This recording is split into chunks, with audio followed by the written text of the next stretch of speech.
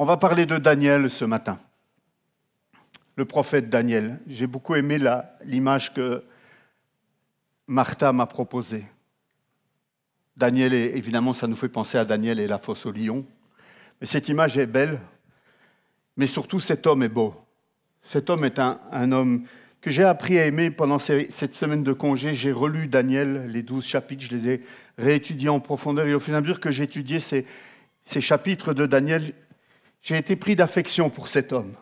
C'est vraiment un personnage extraordinaire. Un homme qui a marqué son époque, qui a marqué plusieurs générations. Son nom signifie « Dieu est mon juge ». Et il a vraiment bien porté son nom pendant toute sa vie. C'est la fête des mamans aujourd'hui et de Daniel, nous ne savons rien par rapport à ses parents. Nous ne savons pas le nom de sa mère, le nom de son père, d'où il sort. En fait, on lit Daniel 1 et tout d'un coup, il apparaît comme ça. On sait juste que c'est un jeune aristocrate ou de lignée royale. On ne sait pas grand-chose de lui. Mais ce qui est certain, c'est que les parents de Daniel ont eu un impact sur sa vie. L'éducation que ses parents ont donnée à Daniel ont eu un impact sur sa vie. Probablement et certainement que sa maman devait être une femme de Dieu. Et on veut honorer les femmes de Dieu ce matin aussi. Soyez bénis les mamans. Merci pour qui vous êtes, merci pour ce que vous représentez et pour ce que vous donnez à vos enfants. Notre Daniel, dans un monde de païens, dans une situation très compliquée, parce que, en fait, l'histoire de Daniel se produit dans un moment, peut-être le moment le plus horrible de l'histoire d'Israël, le moment le plus horrible de l'histoire de Juda, le moment de la première déportation, le moment où l'empereur Nebuchadnezzar ou Nabuchodonosor, suivant si on utilise des termes grecs ou autres, mais cet empereur qui était un empereur sanguinaire est venu et a déporté en Babylone toute une série d'hommes et de femmes qu'il a emmenés captifs. Et Daniel est un jeune homme d'environ 15 à 17 ans, vraiment un tout jeune adolescent, un jeune, tout jeune, et il est arraché à sa famille. Nous ne savons pas, peut-être ses parents ont été tués. Il ne dit rien, rien n'est dit dans le texte. Mais ce qui est sûr, c'est que de vivre une déportation, personne n'a connu ça au milieu de nous, mais on a vu des films, on a vu des histoires, on a lu des récits. Encore pendant la Seconde Guerre mondiale, il y a eu des déportations. Ça arrive encore aujourd'hui. Daniel a connu la déportation. Il a été arraché à sa patrie, arraché à sa maison, arraché à sa famille, arraché à ses amis, arraché à ses habitudes, arraché à sa ville. Il a dû vivre ça de manière très difficile. Cela s'est passé en 605 avant Jésus-Christ, selon les textes bibliques et selon les historiens. Et il va être emmené à Babylone dans le but de faire de lui un serviteur à la cour du roi. L'idée, c'était de prendre les jeunes hommes les plus beaux, les plus cultivés, sans défaut, et de faire d'eux des serviteurs à la cour de Babylone, des serviteurs au service de l'empereur. En fait, leur avenir serait façonné loin de leur terre de naissance, dans un monde étranger, dans un empire puissant, celui de Babylone. Et pour bien marquer le coup, pour bien leur faire comprendre que leur vie allait changer, pour bien leur faire comprendre que maintenant ils appartenaient à l'empereur, non seulement on les arrachait à tout ce qui pouvait quelque part les raccrocher à quelque chose, à leur identité, en plus on changeait leur nom. Et Daniel, qui s'appelait « Dieu est mon juge », devient que Bel protège sa vie. Et Bel, c'était une idole babylonienne. Donc, en plus de ça, on lui arrache son nom, son identité. On essaye de le formater. On essaye de faire de lui quelqu'un de différent, quelqu'un de complètement transformé, quelqu'un de nouveau. Mais malgré ce changement d'identité imposé, malgré toutes ces choses qu'on va essayer d'imposer à Daniel, Daniel va rester fidèle au Dieu d'Israël. Et pour qu'un jeune homme de 15 à 17 ans puisse rester comme Daniel a été, ferme et fidèle envers l'Éternel, c'est que ses parents derrière ont dû semer quelque chose. Ses parents ont dû semer quelque chose, comme les parents d'Harmonie ont semé dans sa vie. Evelyne et Philippe. Et comme vous, parents, vous semez dans la vie de vos enfants. Le texte biblique nous dit dans Daniel chapitre 1, versets 1 à 4, « La 3e année du règne de Joachim sur Juda, un mauvais roi, Joachim. Nebuchadnezzar, le roi de Babylone, marcha contre Jérusalem et en fit le siège. Le Seigneur livra entre ses mains Joachim. » C'est Dieu qui est souverain dans cette histoire. C'est le Seigneur qui livre. Le Seigneur livra entre ses mains Joachim, le roi de Juda, et une partie des ustensiles de la maison de Dieu. Nebuchadnezzar emporta les ustensiles dans le pays de Shinéar, dans le temple de son Dieu. Il les mit dans la maison du trésor de son Dieu. Le roi donna l'ordre à Ashpenaz, le responsable de ses eunuques, de faire venir quelques Israélites de sang royal ou de famille noble. Daniel fait partie de cela. Ce devaient être des jeunes garçons sans défaut physique, beaux, doués et de perspicacité, de sagesse, instruits et intelligents, capables de servir dans le palais du roi. On leur enseignait la littérature et la langue des Babyloniens. Voilà le but, voilà ce qui arrive à Daniel. Mais il n'était pas le seul. Il était accompagné de 3 compagnons, Ananias, Azaria et Michaël, qui eux aussi vont être rebaptisés pour bien leur faire comprendre que le passé, c'est derrière, maintenant, c'est d'autres dieux. Et ils vont recevoir des noms qui font aussi référence à des divinités babyloniennes, Shadrach, Meshach et Abednego. Est-ce qu'il y a des Shadrach? Non, ici, non, personne. C'est vrai que... Et eux, pendant 3 ans, vont, avec Daniel, devoir apprendre les lettres, une nouvelle langue, apprendre la culture des Chaldéens. Tout était fait pour les assimiler à l'univers babylonien. Tout était fait pour qu'ils oublient le passé, pour qu'ils abandonnent tout ce qu'ils étaient avant et ce qu'ils avaient appris avant pour être reformatés. Ils vont apprendre une nouvelle langue, ils vont recevoir de nouveaux noms, ils vont apprendre une nouvelle culture, mais ils vont rester fidèles à leur foi d'origine.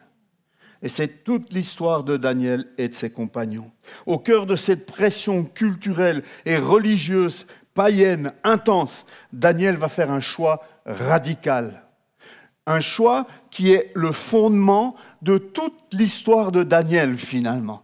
Parce que si, lors de ce premier jour, lors de ces premiers instants, Daniel n'avait pas fait ce choix radical, il n'y aurait pas eu de suite.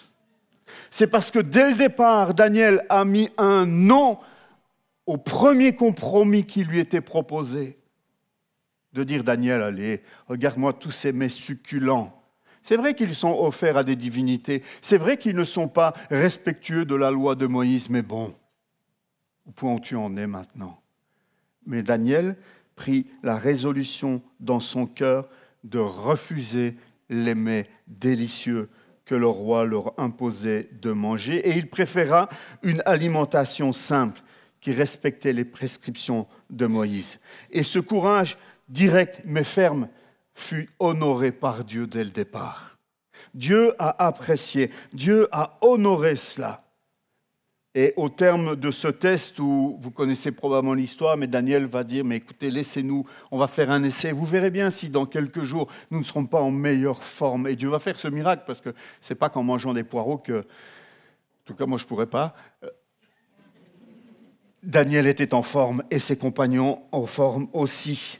Et en plus de ça, au terme de cette formation, le texte nous dit leur sagesse était 10 fois supérieure à celle de tous les autres sages de l'Empire.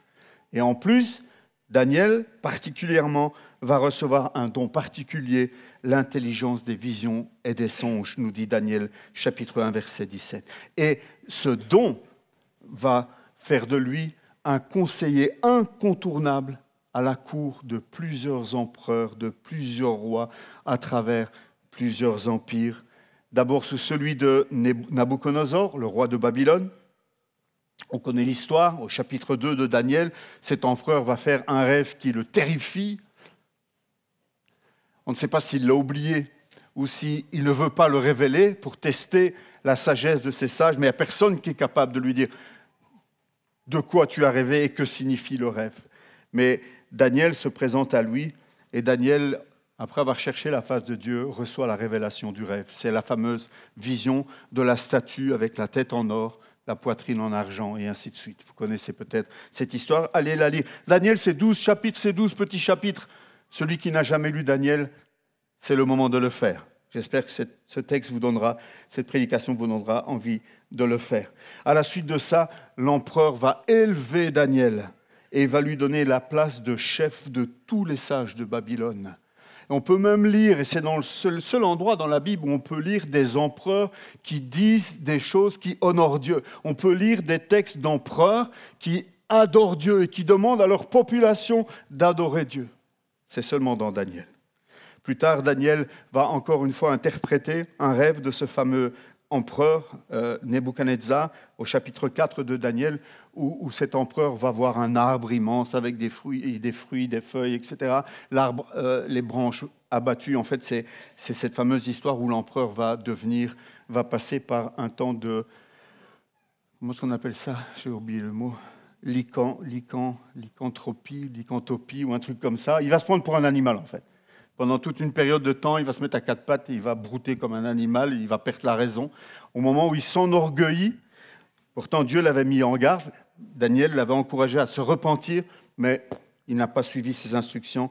Et 1 an après, il va s'enorgueillir de toutes ses victoires, etc. Il ne va pas rendre gloire à Dieu et Dieu va faire tomber la sentence. Plus tard, il va être relevé au moment où il va se repentir, où il va regarder vers Dieu et il va se repentir. Une belle histoire, il faut lire Daniel, les amis. Plus tard, sous un autre roi, le dernier roi de Babylone, avant l'arrivée des Mèdes et des Perses, sous Belshazzar, qu'il ne faut pas confondre avec Daniel qui s'appelait Belteshazzar, voilà, à vous d'apprendre cela. Et ce roi aussi va faire... il va avoir une drôle de vision, en fait, alors qu'il est en train de faire un sacrilège avec les ustensiles qui venaient du temple de Jérusalem. Ils font des offrandes à leurs idoles, etc. Et il y a une main qui apparaît. Vous avez lu cette histoire? Qui a lu cette histoire? Hein, les autres, vous êtes gênés, hein? Une main apparaît qui écrit sur le mur. Et ce fameux roi Belshazzar s'effondre de terreur en demandant ce qui se passe. Et à nouveau, seul Daniel est capable de venir interpréter ce rêve. Et ce rêve voulait dire compter, peser, diviser. Ton règne a été compté, pas très bien pesé, pas très lourd dans la balance, et maintenant divisé. Et cette nuit-là, l'histoire raconte que l'empire babylonien s'est écroulé, effondré, les Mèdes et les Perses ont pris la ville, et ce fameux roi a été tué. Ensuite, un nouveau roi est arrivé, Cyrus, ou Darius le Mède, suivant les traductions. Et malgré ce changement d'empire, Daniel va de nouveau être élevé, remis à une place supérieure. On pourrait se dire, bon, changement d'empire, changement de roi, Daniel va passer aux oubliettes. Eh bien non, Daniel va de nouveau occuper une place élevée. Il va être l'un des 3 plus hauts gouverneurs de l'empire médo-perse. Vous lisez ça dans Daniel chapitre 6, verset 4. Sa sagesse et son intégrité étaient sans égal, vraiment. Mais cela va susciter la jalousie. Alors, qu'est-ce qui va se passer? Ces autres gouverneurs haut placés voulaient la place de Daniel et donc vont inventer une loi qui oblige toute la population à adorer la statue et adorer le nouvel empereur, le nouveau roi. Et Daniel, quand il entend cela, il va dans sa chambre, il ouvre la fenêtre, il se tourne vers Jérusalem et il continue à faire ce qu'il fait depuis longtemps. 3 fois par jour, il s'agenouille et il adore Dieu et il prie son Dieu. Le Dieu de Daniel est le Dieu vivant. Finira par dire cet empereur. Son royaume ne sera jamais détruit, dira cet empereur Darius. Parce que qu'est-ce qui se passe? Eh bien, Darius a signé un édit que lui-même ne peut pas brisé. Et donc, Daniel est surpris en train de prier et Darius n'a pas d'autre choix. À contre-cœur, il est obligé d'envoyer Daniel dans la fosse aux lions. Et au matin, lorsque l'empereur arrive, il se dit, peut-être un espoir. Daniel est toujours là. Daniel est vivant.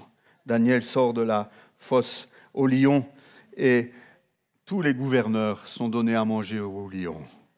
Ça, c'est moins gai comme histoire. Hein. Ce qui nous frappe chez Daniel, c'est sa vie. C'est l'exemple rare d'un homme sans reproche dans la Bible. Il n'y en a pas beaucoup, vous savez. Mais chez Daniel, rien n'est dit à ce niveau-là. De Daniel, il est dit à 3 reprises, et c'est un ange qui parle, Gabriel et un autre, « Daniel, tu es considéré là-haut comme un homme précieux. » C'est beau ça. C'est comme ça que Daniel était vu dans le ciel.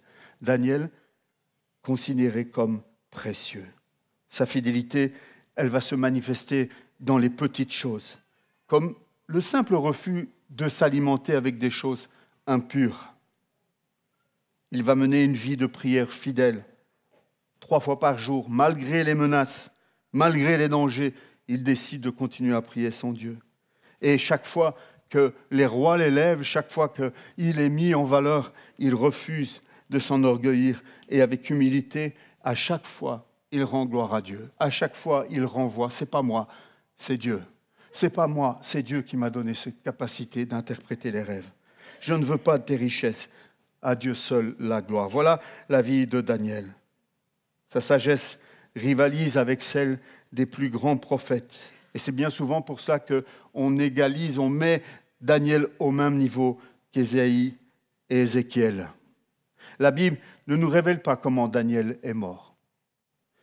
Tout porte à croire qu'il a vécu un âge très avancé, au-delà de 80 ans probablement, vu quand on regarde et qu'on analyse un peu la date de la déportation, son âge probable et la succession des rois et des empires, on suppose qu'il était très âgé, plus de 80 ans. On ne sait pas où il est mort, peut-être à Babylone, mais peut-être qu'il était en charge en tant que gouverneur dans un autre endroit de l'Empire perse. Des siècles plus tard, Jésus lui-même va faire référence à Daniel. Dans Matthieu 24, 15, Jésus va parler de l'abomination de la désolation dont a parlé le prophète Daniel. Pour ceux qui doutent que Daniel soit réellement l'auteur du livre de Daniel, eh bien, je vous invite à avoir une discussion avec Jésus et demander à Jésus s'il se trompait en citant Daniel et en disant que Daniel était l'auteur de ce livre. Daniel fut à la fois un homme d'État et un prophète. Daniel, finalement, était un peu comme un pont vivant entre les royaumes des hommes et le royaume de Dieu. Une sorte d'intermédiaire. Et il nous fait penser à Jésus, qui lui aussi a joué ce rôle. Par sa vie, Daniel nous enseigne que même au cœur d'un monde idolâtre, il est possible de vivre de manière intègre. Il est possible, même dans un monde idolâtre, de rester fidèle et consacré à Dieu. Si lui a pu le faire, nous devons pouvoir le faire. Son livre demeure l'un des piliers aussi de l'eschatologie biblique. Si on veut lire l'Apocalypse, on est obligé de faire référence au dernier chapitre du livre de Daniel. Alors, si on veut parler des faits marquants de la vie de Daniel, je veux revenir sur 3 faits. Le premier, d'abord, c'est évidemment pour moi cette décision qui semble être une décision facile. À mon avis, elle ne l'était pas tant que ça, mais une décision importante. Cette première décision qu'il prend de refuser, de prendre la résolution dans son cœur de ne pas se souiller avec les mets du roi. C'est un jeune exilé en terre étrangère. Il se retrouve face à un choix qui pourrait sembler anodin, accepter ou non de manger ce qu'on lui propose, sachant d'où ça venait, sachant que ça avait été sacrifié à des idoles. Mais dans son cœur, il prend la résolution de ne pas se souiller. Ce n'était pas une question de goût, ce n'est pas parce qu'il n'aimait pas la nourriture babylonienne. Ce n'était pas une question de protocole. Pour lui, c'était une question de fidélité. Depuis qu'il était né, il n'avait jamais rien mangé de souillé. Depuis qu'il était né, il n'avait jamais mis dans sa bouche autre chose que des choses que la loi de Moïse permet d'avaler. Et tuer de la bonne manière. Et surtout pas sacrifier aux idoles. Daniel a fait ce choix. Un choix qui était risqué. Le chef des eunuques, Ashpenaz, lui dit « Mais pourquoi est-ce que moi je prendrais le risque d'avoir des ennuis avec l'empereur en vous accordant ce privilège ?» Mais il a pris le risque de le faire. Et Dieu a honoré cela. Dieu a béni. Dans son cœur, il a pris cette résolution. Et j'insiste là-dessus parce que je crois que nous aussi aujourd'hui, à différents stades, à différents âges, dans différentes situations, nous sommes souvent appelés, nous aussi, à faire des choix. L'Esprit de Dieu aussi veut ce matin nous rappeler que nous aussi, régulièrement, nous devons prendre les bonnes décisions. Nous sommes appelés à prendre la bonne résolution, à être résolus dans notre cœur, à ne faire que ce que Dieu attend de nous, à ne pas marcher dans les compromis, à ne rien laisser entrer en nous, et je ne parle pas que de nourriture, qui pourrait nous souiller et déshonorer le nom de notre Seigneur Jésus. Daniel avait compris cela, et Daniel a été fidèle, et Dieu a répondu. Dieu a répondu en honorant Daniel. Ce geste de sainteté dans une petite chose devint finalement le fondement d'une grande destinée spirituelle pour Daniel. C'est parce qu'il a fait ce petit choix, à un moment donné, que tout le reste a pu suivre et que nous pouvons lire l'histoire de cet homme incroyable. C'est ainsi que commence l'histoire d'un homme que rien n'allait faire plier pendant toute sa vie. Les années vont passer, un autre fait marquant, et la fidélité de Daniel ne faiblit pas. Elle le conduit plus tard même jusque dans la gueule du danger, littéralement. Accusé à cause de sa foi, puisqu'on ne trouvait rien d'autre pour l'accuser, piégé par un décret, Daniel est jeté dans la fosse aux lions. Mais au cœur de la nuit, ce ne sont pas les rugissements qui triomphent, mais la foi. La foi de Daniel. La foi de Daniel qui avait cette assurance que Dieu pouvait le délivrer et que si Dieu ne le délivrait pas, peu importe, je reste fidèle à mon Dieu. Daniel 6, 23 dit, et c'est lui qui parle, « Mon Dieu a envoyé son ange et fermé la gueule des lions. » C'est ce qu'il déclare au matin. Aujourd'hui, Dieu est le même que celui de Daniel. Il n'a pas vieilli. Il ne s'est pas affaibli avec le temps. Il n'est pas devenu sourd avec l'âge. Dieu est le même. Et lorsque tu choisis de rester dans l'obéissance malgré la fosse aux lions, sache que tu ne seras jamais seul dans la fosse aux lions. Dieu sera toujours avec toi. Si tu choisis d'éviter la fosse aux lions, Dieu ne sera peut-être pas avec toi. Si tu choisis le compromis. Daniel a choisi la fosse. Dieu lui-même est intervenu. Et cette délivrance miraculeuse devient un témoignage éclatant pour tous ceux qui ont connu cette histoire. La fidélité à Dieu est plus forte que toutes les menaces humaines, frères et sœurs. Daniel a préféré le péril à la compromission et Dieu l'a honoré en retour. Retenons ce matin, la foi a triomphé de la peur. Et c'est un défi auquel nous sommes confrontés, nous aussi. Nous n'avons plus de Nebuchadnezzar autour de nous. Nous avons tous nos petits Nebuchadnezzar dans nos vies. Est-ce que nous allons plier ou est-ce que nous allons rester fidèles malgré la peur?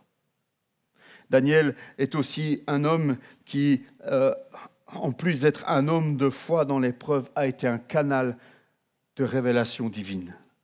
Lorsque les empereurs font des rêves mystérieux, et qu'aucun sage ne sont capables de donner l'interprétation, tous vont échouer, sauf Daniel.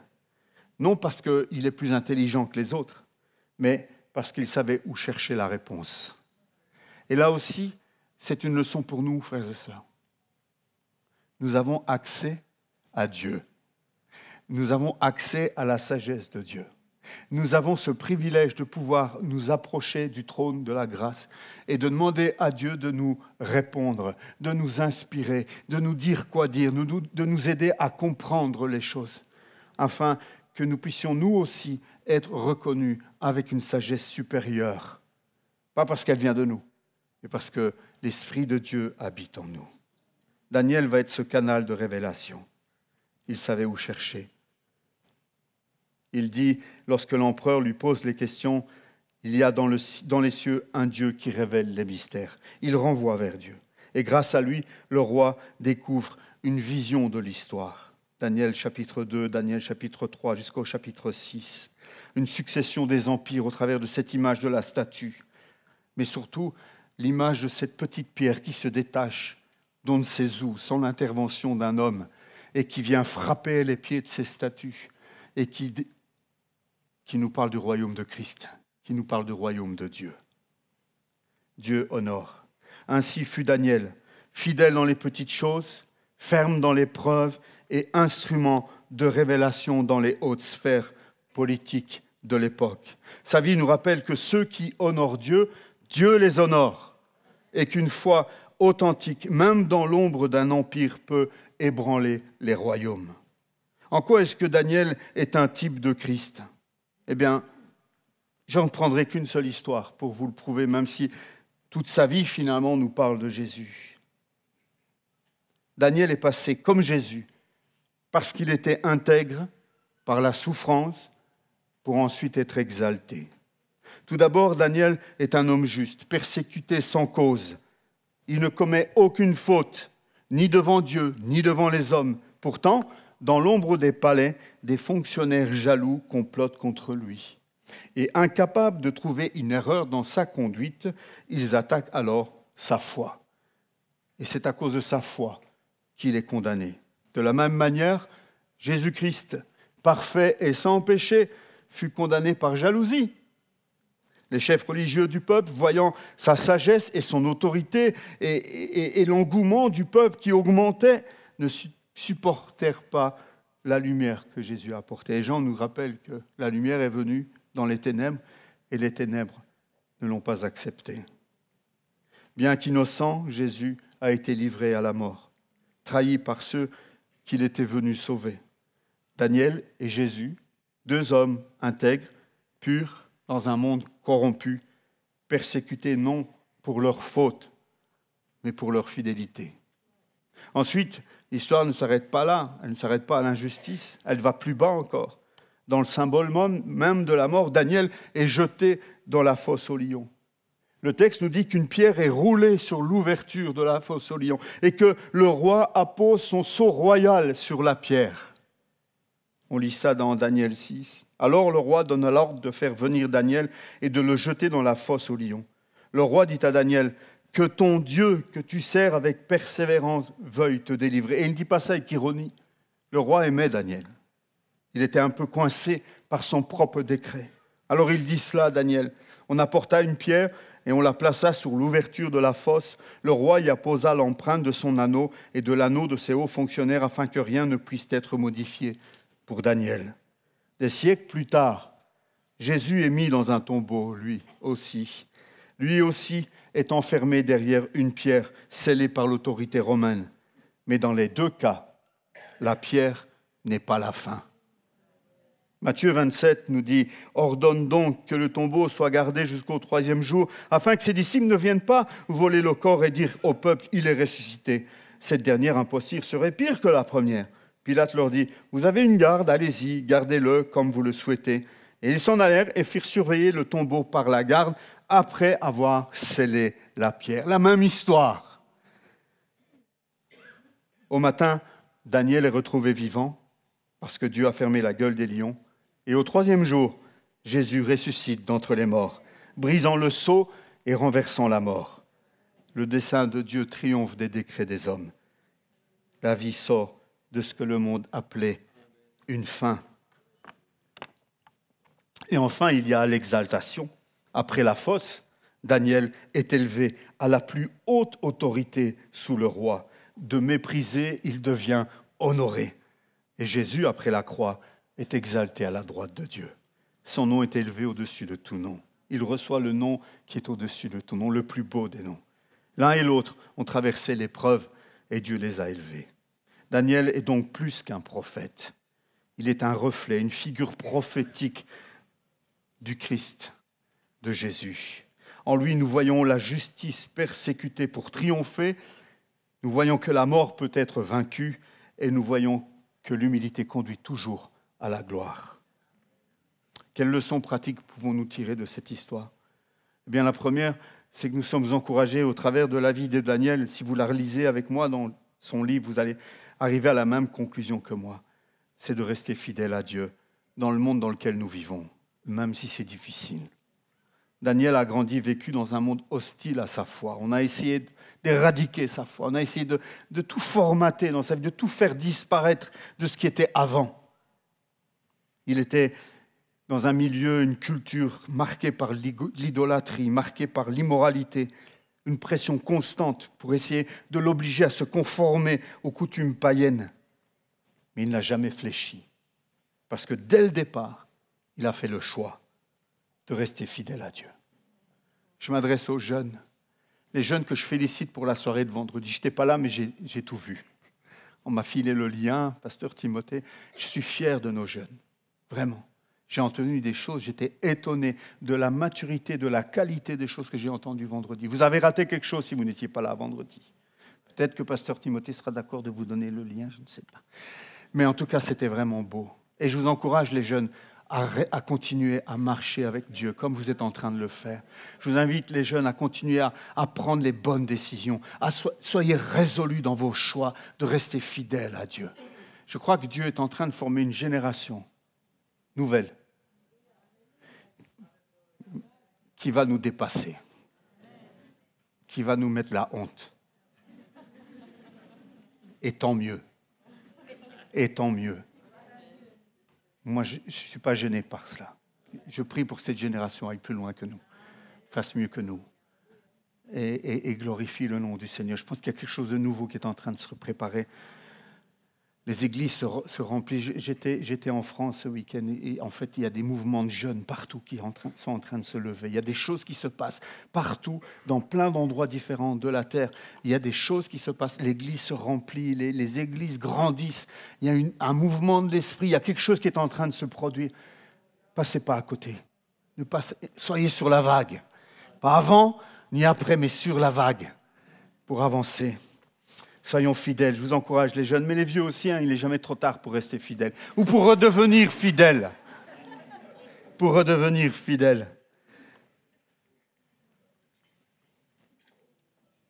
Il a posé un acte de sainteté, en fait. Parce qu'en refusant de manger, ce qu'il voulait, c'était garder sa pureté. C'était ça qui importait pour Daniel. Ce n'était pas juste braver l'autorité d'un roi, ce n'était pas juste se distinguer des autres. Ce que Daniel voulait, ce qui animait le cœur de Daniel, c'était de garder sa pureté rituelle. C'était de rester dans la sainteté. Pour lui, il était inenvisageable de mettre dans sa bouche des choses qui n'étaient pas en conformité avec la parole de Dieu, et encore moins des choses qui avaient été sacrifiées aux idoles. C'est ça qui animait le cœur de Daniel. Et c'est ça qui doit nous animer, nous aussi. Nous sommes appelés des saints. Vous savez ça? Lina, tu peux dire à ton mari que tu es un saint? Ça lui fera du bien. Nous sommes des saints. Elle ne veut pas? Ah oui, mais il y a peut-être un souci alors, Vincent. Viens me voir à la fin du culte. Mais nous sommes des saints. C'est comme ça que Dieu nous voit. Nous ne sommes pas saints parce que nous sommes parfaits. Nous sommes saints parce que nous avons été mis à part pour Dieu. Dieu connaît nos faiblesses. Dieu sait que nous ne sommes pas sans défaut, mais il nous a choisis avant la fondation du monde et il nous a mis à part pour lui. C'est ça que ça veut dire saint. C'est mis à part, consacré pour. Je sais mes faiblesses. Je sais que j'ai encore du chemin et des victoires à remporter dans ma conquête de Canaan. Mais je suis un saint. Vous êtes des saints. Et cette sainteté, frères et sœurs, c'est un bien précieux auquel nous devons nous accrocher et que nous devons préserver. Et chaque fois que nous sommes passés à côté de cette préservation, nous avons un chemin qui nous est ouvert par Christ lui-même, de pouvoir nous mettre à genoux, de pouvoir confesser nos péchés, d'aller auprès de Dieu et de recevoir son pardon. Sa grâce se renouvelle chaque jour. Elle a été pourvue en suffisance pour l'ensemble de nos vies, à chacun d'entre nous. Aujourd'hui, nous vivons dans un monde qui tourbillonne d'agitation, d'opposition. Vraiment, que nous puissions faire ce choix de rester fidèles à Dieu. Fidèles à Dieu. Dans notre monde qui cherche souvent à faire taire la voix de ceux qui croient, qui se moquent de nous, comme Daniel est resté un modèle, soyons modèle. Daniel nous montre que la fidélité commence par les petites choses. Ne cherchez pas d'abord à accomplir des choses extraordinaires. Commencez par être fidèle dans les petites choses. Être fidèle quand personne ne regarde. C'est peut-être la phrase que vous pouvez écrire dans votre carnet ce matin. Être fidèle quand personne ne regarde, c'est ce qui prépare le cœur à rester ferme quand tout le monde regarde. Je vais le redire. Et je vois qu'il y en a qui ne prennent pas des notes. Je ne sais pas pourquoi vous venez le matin. Être fidèle quand personne ne regarde, c'est ce qui prépare le cœur à rester ferme quand tout le monde regarde. Ce ne sont pas les circonstances extérieures qui définissent notre fidélité, mais la résolution intérieure que nous prenons devant Dieu. Comme Daniel, ce matin, décidons de tenir bon, que rien, ni la culture ambiante, ni les menaces, ni les séductions ne nous détournent de notre Dieu. Un deuxième enseignement que l'on peut tirer de cette histoire, c'est la force de la prière. C'était le secret de Daniel. Ça nous est révélé juste à un petit moment dans Daniel 6,10, mais en réalité, c'est tout le secret de Daniel qui se réside dans cette phrase. Il se mettait à genoux 3 fois le jour, priait et louait son Dieu. Quand tout allait bien et quand tout allait mal. Dans n'importe quelle circonstance, Daniel avait pris cette résolution. Et comme à son habitude, il priait, il se mettait à genoux 3 fois par jour. Qui fait ça? Même moi. Je ne le fais pas. 3 fois par jour, Daniel avait réglé son GSM. C'était l'iPhone -X772, je ne sais pas quel numéro il avait. Il faisait sonner son GSM 3 fois par jour. Et il se tournait vers Dieu et il priait. Sans exception, chaque jour, 3 fois par jour, quelles que soient les circonstances. Et c'était ça le secret de Daniel. Ce n'était pas juste un rituel. C'était un moment où il parlait à son Dieu. C'est un moment où il louait son Dieu, un moment où il ouvrait son cœur à son Dieu, dans un contexte où il avait vraiment besoin de s'accrocher à quelque chose. Et en fait, je crois que c'est cela qui a permis à Daniel de traverser tous ces empires, toutes ces années, la succession de toutes ces difficultés, les tempêtes, tout ce qu'il a subi. Il est passé au travers de tout cela, parce que même si on lui avait changé son nom, la seule chose qu'on ne savait pas lui enlever, c'était son Dieu. Et il s'accrochait à son Dieu. 3 fois par jour, il s'approchait de lui. C'est dans cette intimité quotidienne que Daniel puisait sa force. Et nous sommes encouragés, nous aussi, à puiser notre force en Dieu. Si tu crois que par tes propres forces, en te contentant de venir une fois de temps en temps à l'église quand il pleut, parce que comme ça, là, il n'y a rien d'autre à faire, ne t'imagine pas que tu vas être fort et tenir dans l'adversité. L'ennemi va se rire de toi. Il se rit déjà de toi. La seule manière de tenir ferme dans ce monde, la seule manière de tenir ferme dans notre foi et de grandir avec Dieu, d'être fort face à la tentation, c'est d'être proche de Dieu. C'est de passer du temps dans sa présence. C'est le secret de Daniel et c'est le secret qui nous est rappelé aujourd'hui. Quand les décrets royaux interdisaient même la prière, il n'a pas cessé de prier pour autant. Quand la menace de la fosse au lion planait sur lui, il n'a pas tremblé, car il savait où était sa source de puissance, la prière. La prière n'était pas un choix parmi d'autres, c'était son fondement à Daniel. Sa vie était construite sur sa relation avec Dieu. Et on vous bassine avec ça sans arrêt, mais je le ferai jusqu'à mon dernier souffle. Le chrétien, c'est quelqu'un qui a une relation personnelle avec Jésus. C'est quelqu'un qui parle à Jésus. C'est quelqu'un qui entretient une discussion, des échanges avec Jésus, qui entend Jésus lui parler au travers de la Bible. Un chrétien, c'est ça, c'est pas quelqu'un qui porte une croix, c'est pas quelqu'un qui va à l'église, c'est pas quelqu'un même qui chante bien. Un chrétien, c'est quelqu'un qui a une relation personnelle avec Jésus. Régulière cette relation. C'est dans ces moments-là que Dieu lui parlait. C'est là qu'il a reçu les révélations pour les visions que d'autres recevaient. C'est là, dans ces moments-là, que lui-même a reçu des révélations que l'on lit dans les derniers chapitres de son livre. Si vous lisez Daniel, vous allez étonner des choses que Daniel a reçues en vision. C'est fort, c'est du costaud. C'est tellement fort que quelqu'un qui qui n'a pas la foi, en lisant les derniers chapitres de Daniel, va dire non, c'est impossible. Ça a été écrit après. Les critiques de la Bible, ceux qui disent que la Bible n'est pas inspirée par Dieu, se servent de ces chapitres pour dire ce qui est écrit là, c'est impossible qu'un homme l'ait reçu avant que les faits ne se soient produits, parce que dans ces visions que Daniel reçoit, toute une partie de l'histoire entre Babylone, les Mèdes et les Perses, Alexandre le Grand, la Grèce et la Rome antique, tout est décrit. Que crois-tu ? C'est incroyable ce que Daniel a reçu comme vision. Et c'est parce que c'était un homme de Dieu. C'était un homme qui vivait une relation personnelle avec Dieu. Et moi, ce matin, je veux vous encourager à la prière. Que la prière soit votre refuge, mais pas seulement un refuge, soit votre quotidien.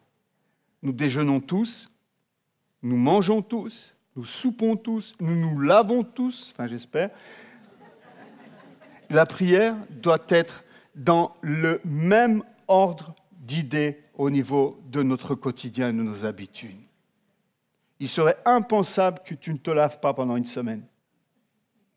Quelqu'un finirait par te le rappeler.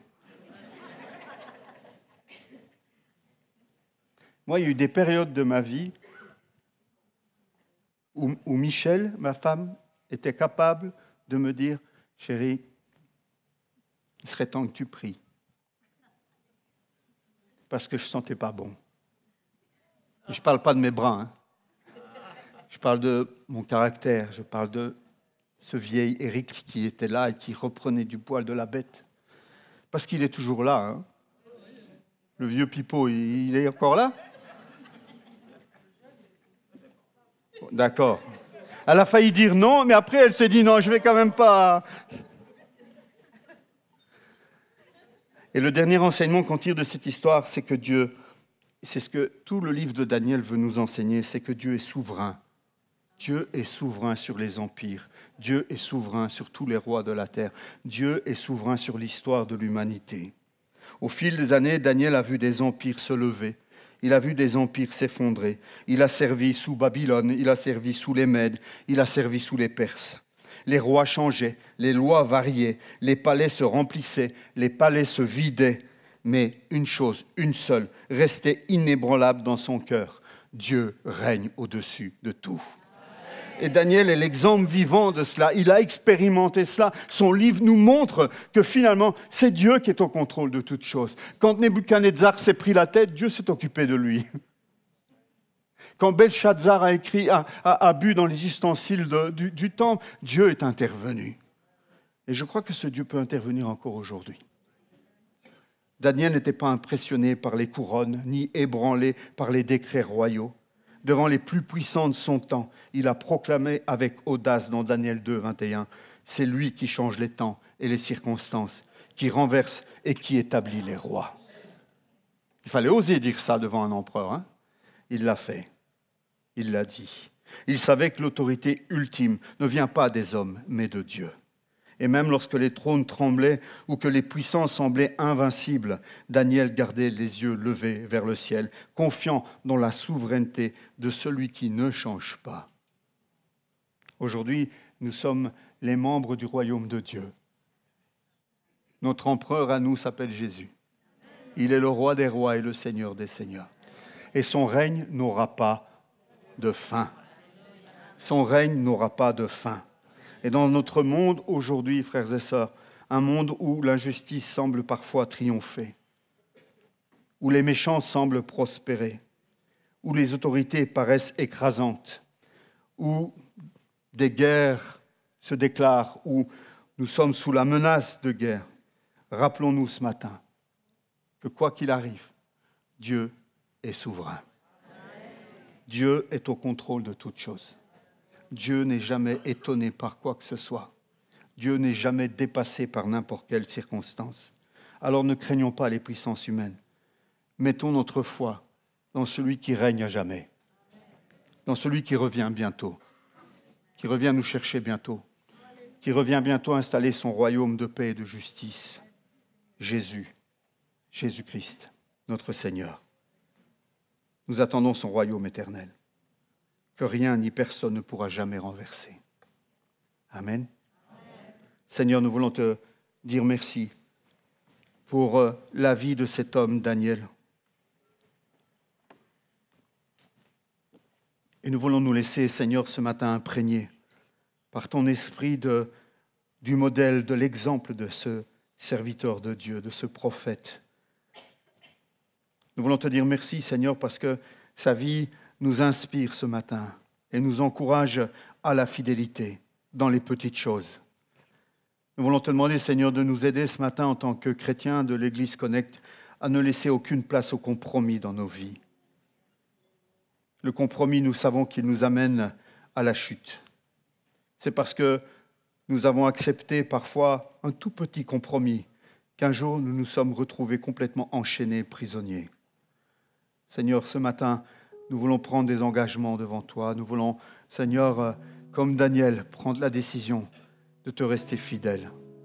Nous voulons aussi nous laisser interpeller ce matin par la vie de prière de Daniel.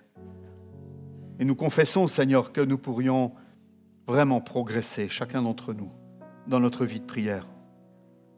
Prenons conscience, Seigneur, que nous pourrions faire plus. Et ma prière, Seigneur, c'est que ton Saint-Esprit puisse me pousser à plus, me pousser à davantage, nous pousser à plus et à davantage. Seigneur, fais grandir notre relation avec toi, attire-nous à toi. Parfois, j'ai fait cette prière à Dieu. Augmente mon amour pour toi, Seigneur. Je sens que je ne t'aime pas assez et j'en suis désolé, je voudrais t'aimer davantage. Et Dieu répond à ce genre de prière. Nous voulons t'aimer mieux et nous voulons t'aimer plus, Seigneur. Et ce matin, nous terminons ce culte en proclamant que tu es le roi des rois et le Seigneur des seigneurs. Tu es souverain.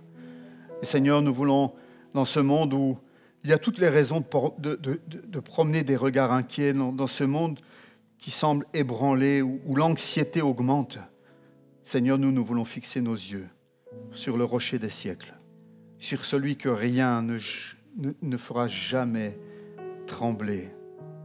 Tu es le roi des rois et le Seigneur des seigneurs. Ton royaume s'établit, ton royaume est en train de grandir et un jour tu reviens pour établir ton royaume au milieu de nous. Nous voulons être tes sujets déjà maintenant, Jésus, et nous te proclamons roi. Amen.